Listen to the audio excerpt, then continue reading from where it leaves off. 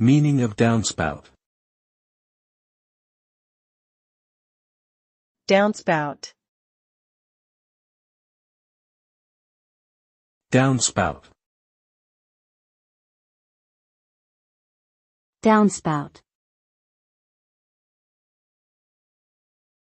Downspout. A downspout is a pipe that is used to carry rainwater from the gutter of a building or house to the ground or a designated drainage area. It is typically attached to the side of a building or house and can be made of various materials such as metal, plastic, or vinyl. The purpose of a downspout is to prevent water damage to the building by directing the flow of water away from the foundation and walls. Proper installation and maintenance of downspouts is important for protecting the integrity of a building structure.